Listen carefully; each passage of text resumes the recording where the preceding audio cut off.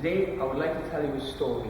It's a story about chemistry, rocketry, and Shakespeare in space. This is hydrogen peroxide, and it naturally decomposes into oxygen and water, but you can speed up that decomposition using a catalyst.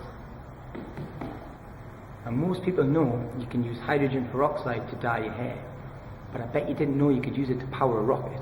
Together with kerosene as a fuel and hydrogen peroxide as the oxidizer, you get the Gamma rocket engine.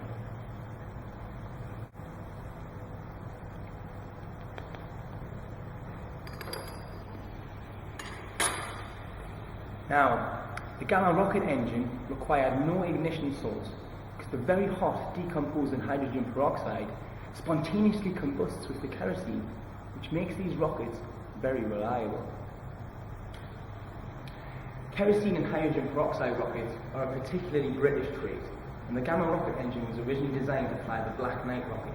And the Black Knight was very successful. It had no engine failures, so the program was expanded, and the Black Knight was superseded by the Black Arrow,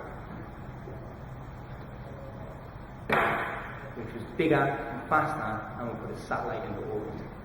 And on the 28th of October 1971, Britain became the sixth nation to successfully launch a satellite into orbit using a domestically powered rocket.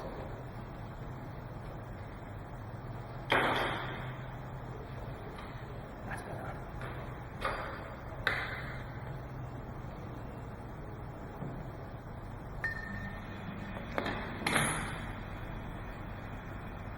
Now, the satellite was originally going to be called Hook, but shortly before the launch, it was announced that the program was going to be cancelled.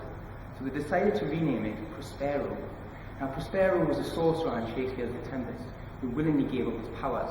It's quite an apt name for the last satellite and the first satellite to be launched by Britain. Now, the British space program was cancelled because at the time, the powers that be couldn't see the financial benefits from launching satellites into space. What they thought would be better is if they diverted the funds and efforts into developing the supersonic jetliner of the future, Concorde. Now, we all know how Concorde worked out, but hindsight's a wonderful thing. The moral of this story is, no matter how you think something's going to work out, you should always try reaching for the stars.